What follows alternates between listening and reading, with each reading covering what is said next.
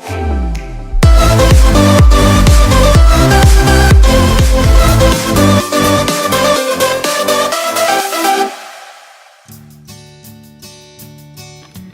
friends, this is a partner stretch that is going to focus on stretching out your hip flexor and your quad at the same time. Whoa, woohoo. Okay, so Ashley's gonna demonstrate this hip stretch while I talk you through it. Partner A, Ashley, is going to be in a lunge on a chair. She's gonna make sure that her hips are tucked under this way and not opening up like this. Sometimes it helps if you do this in front of a bar, so she could be holding on to something for stability as well. We have this cushion on this chair.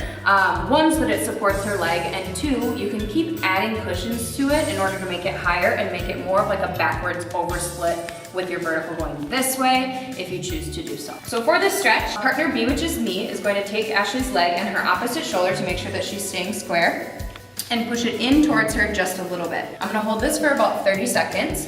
And then Ashley's actually gonna resist against me for 10. So she's gonna push against my arm and I'm gonna pull her back in a little harder for 10, 9, 8, 7, 6, 5, 4, 3, 2, 1. And then she's gonna let go, stop resisting, and I'm gonna push her a little bit further. We're gonna do that for about 3 rounds. So she'll resist against me again, 10, 9, 8, 7, 6, 5, 4, 3, 2, 1.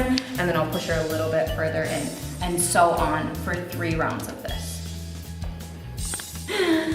So make sure as you're doing this exercise, after you finish the 3 rounds of pushing and resisting, that you switch legs, and so you stretch your other hip, and then after you finish 3 rounds of that, switch partners so your partner can have a turn.